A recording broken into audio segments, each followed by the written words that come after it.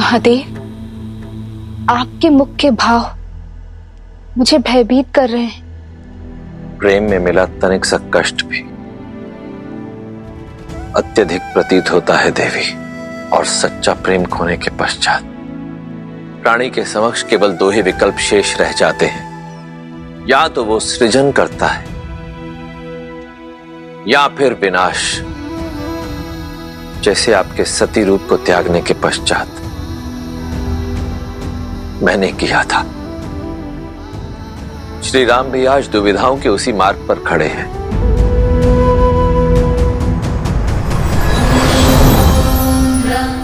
प्रणाम ब्रह्मदेव। प्रणाम माता। ब्रह्मदेव, देवी सीता के वियोग में श्री राम न जाने क्या करने वाले हैं। उनका ये दुख ये धरती नहीं झेल पाएगी प्रभु। कुछ कीजिए ब्रह्मदेव, कुछ कीजिए। आप मौन क्यों है स्वामी?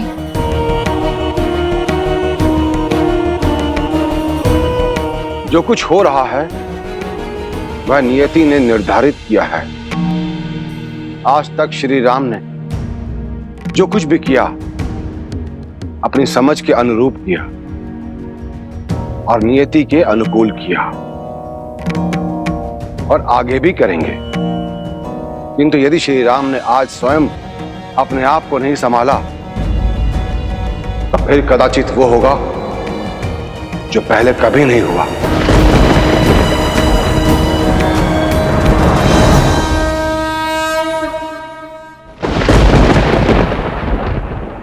पुत्र राम कैसे माँ?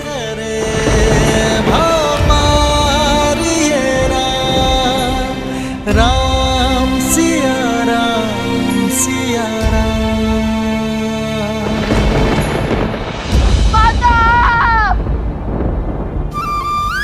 संभालो अपने आप को पुत्र। सीता अपनी इच्छा से गई है, अब वो कभी लौट कर नहीं आएगी, कभी नहीं आएगी वो। आपको वो पुष्प के आभूषण स्मरण है माँ,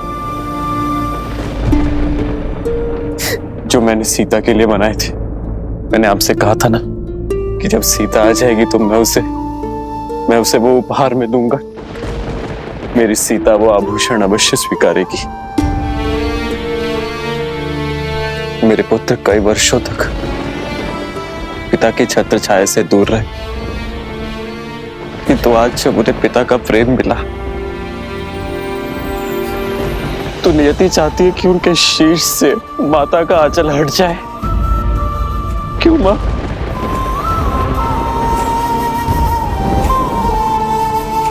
आज तो संसार ने सीता की परीक्षा देख ली। एक रानी, एक माता, एक पत्नी, एक स्त्री के रूप में उसका हर सत्य पहचान लिया। तो सिया राम का क्या? सिया राम के प्रेम का क्या? सिया राम के साथ का क्या? सिया राम के पुत्रों का क्या, जो स्वयं बिखर चुका है मां, वो अपने पुत्रों को कैसे संभालेगा?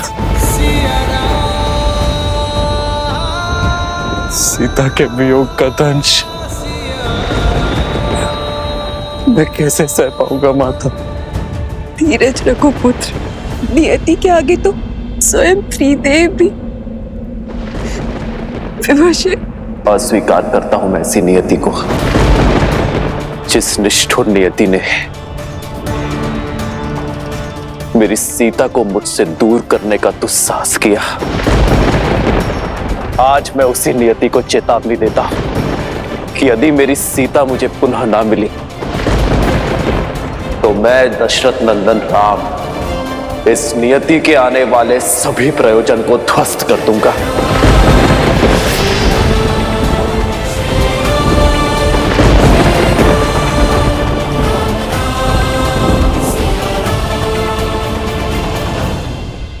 हर बार मेरी सीता परीक्षा नहीं देगी,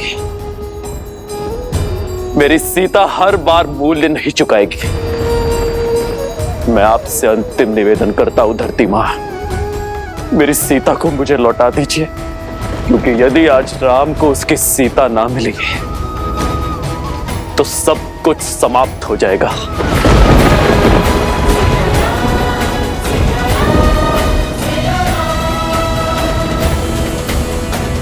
ये धरती, ये आकाश, ये पाताल, ये त्रिलोक सब कुछ शून्य हो जाएगा।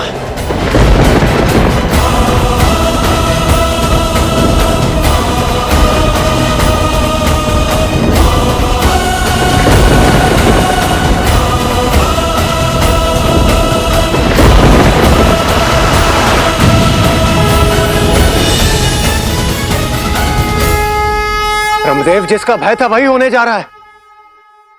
कुछ कीजिए ब्रह्मदेव, बचाइए इस संसार को। हाँ ब्रह्मदेव, अब आप ही कुछ कर सकते हैं।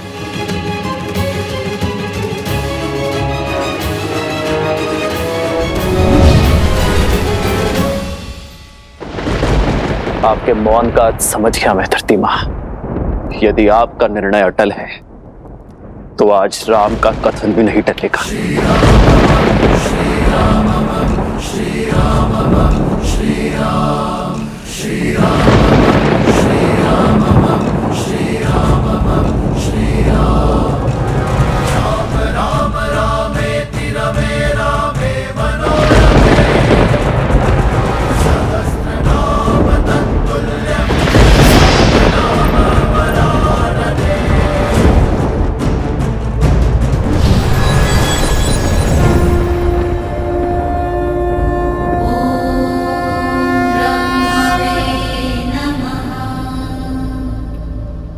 समय आ गया है महादेव। कैसा समय? मैंने कहा था देवी, मेरा अभी धरती पर जाकर इस प्रकरण में हस्तक्षेप करने का समय नहीं आया, परंतु शीघ्र ही आएगा। वही उचित समय आ गया है।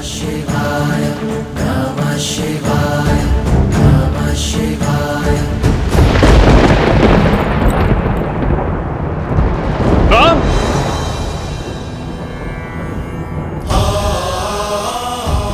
गुरु की आज्ञा की अवहेलना नहीं करना चाहता, इसलिए उचित यही होगा कि आप मुझे जाने से ना रोकें, क्योंकि आज स्वयं त्रिदेव ही क्यों ना आ जाए, राम सीता को पाए बिना नहीं रुकेगा। आज तो मुझे प्रलय का भी भय नहीं।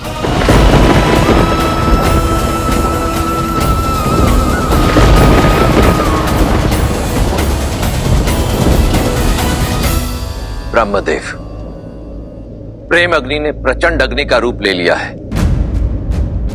आइए इस अग्नि का शमन करने चले।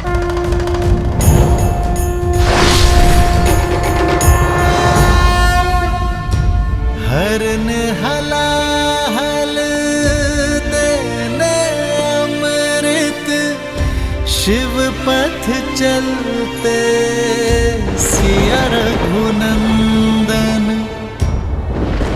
राम, ये अनर्थ मत करो पुत्र। राम, रुक जाओ राम।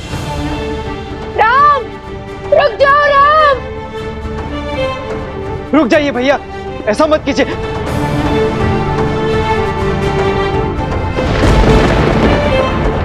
महाराज राम, संभालिए अपने आप को, रुक जाइए।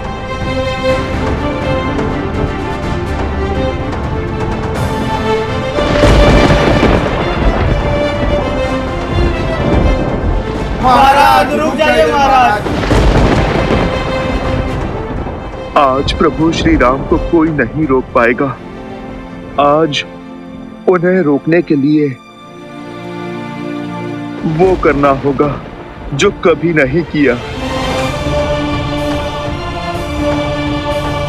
त्रिदेव को एक होना होगा। नहीं पुत्र, राम। पिताश्री नहीं, नहीं पिताश्री।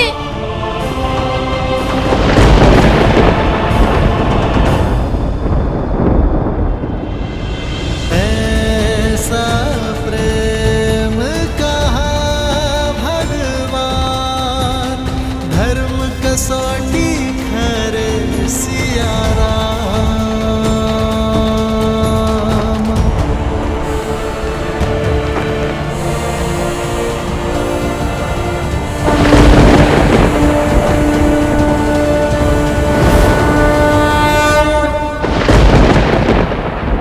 दशरथ नंदन राम, अपने जीवन के हर तप और त्याग का आवाहन कर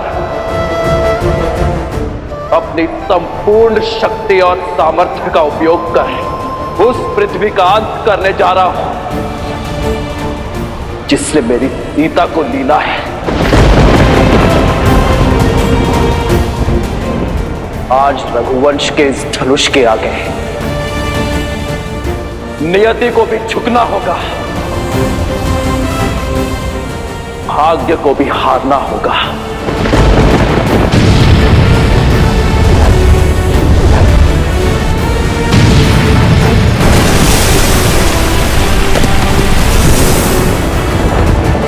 राम सिया राम सिया राम सिया राम सिया राम सिया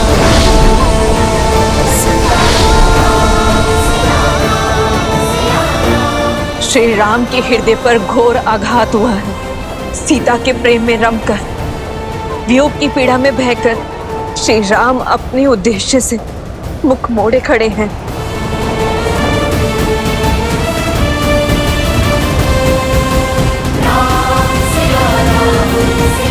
सृष्टि संकट में है महादेव, रोकिए श्री राम को।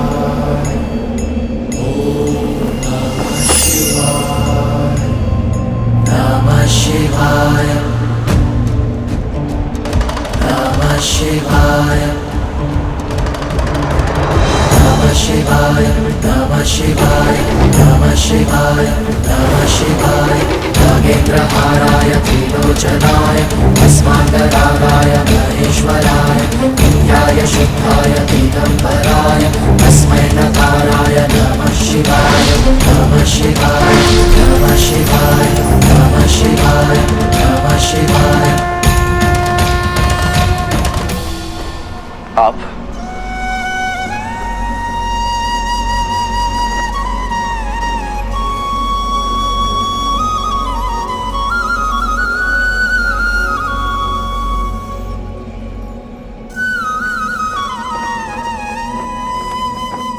अंततः वो होने जा रहा है जो इस संसार ने आज के पूर्व कभी नहीं देखा।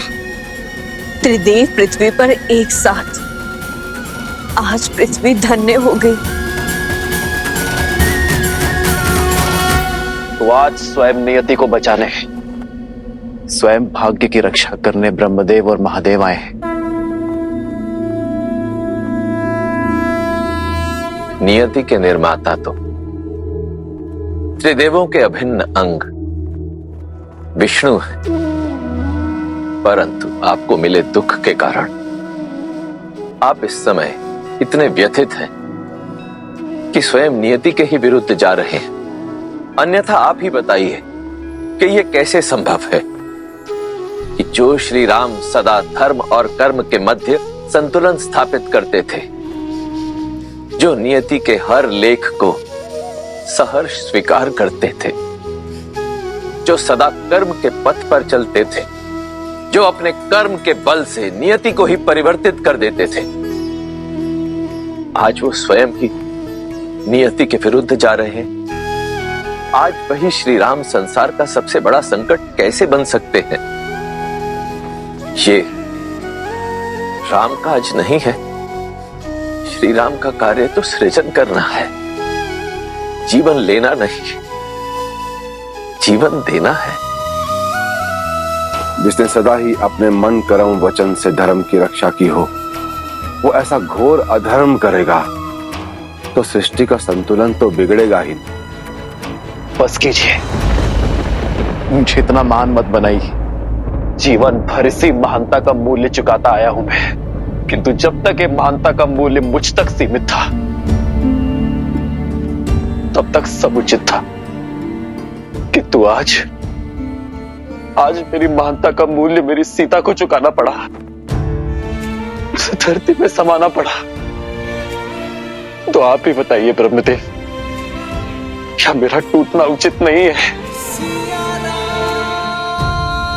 मुझ में अब और क्षमता नहीं है। मैं टूट चुका हूं। टूटे तो आप भी थे ना महादेव, जब शक्ति स्वरूपा देवी सती ने अपने प्राण त्यागे थे, तब आपने भी तो तांडव ही मचाया था, संपूर्ण सृष्टि में प्रलय लाई थी। महादेव, आप तो देवों के देव हैं। आपकी वेदना के समक्ष मेरी वेदना तुच्छ है, किंतु प्रेम या तो मनुष्य को बनाता है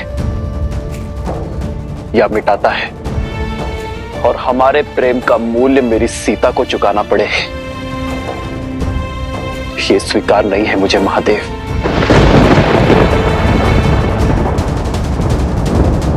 मैं एक साधारण मानव, और एक साधारण मानव की भांति मैंने हर दुख को सहा है, अपने भाग्य में आई नियति को स्वीकारा है, किंतु सीता का यह चैन मुझे स्वीकार नहीं है महादेव। मेरी सीता ने संसार में नारी का सम्मान बढ़ाया है, लोक अपवाद के हर दंश का अंत किया, मेरे राजधन की लाज रखी उसने, इस संसार के सभी प्रश्नों का उत्तर दिया, किंतु नियति ने मेरे पुत्रों से उसकी माता छीन ली। संसार ने तो सब पा लिया, किंतु खोया तो मेरे पुत्र लवकुश ने, खोया तो मेरे हनुमान ने, खोया तो लक्ष्मण, भरत और शत्रुघ्न ने, खोया तो मैंने अपनी सीता को। नहीं श्री राम, कौन कहता है कि आपने देवी सीता को खो दिया? देवी सीता जिस उद्देश्य से धरती पर आई थी, वो उद्देश्य पूर्ण हो चुका। जिस प्रयोजन से वो धरा पर आई, वो पूर्ण हो गया। परंतु सिया राम का मिलन तो अभी शेष है। अवश्य, यह मिलन नियति में लिखित है श्री राम, किंतु कैसे?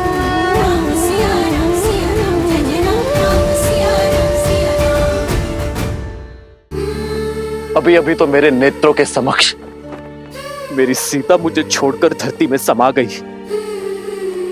ये कैसे संभव है? संभव है। धैर्य रखिए श्री राम, और अपने वास्तविक परिचय को पहचानने का प्रयास कीजिए। आप रघुकुल नंदन हैं, अयोध्या के मर्यादा पुरुषोत्तम श्री राम हैं, परंतु आपका परिचय केवल यहीं तक सीमित नहीं है। अपने अंतर मन में झांकिए श्री राम, अपना सत्य खोजिए, अपना और देवी सीता का वास्तविक परिचय जानने का प्रयास कीजिए। इस क्षण, इस घड़ी मेरे अंतर मन में केवल अनंत दुख के काले बादल हैं महादेव, जिनके पार देखना असंभव प्रतीत होता है।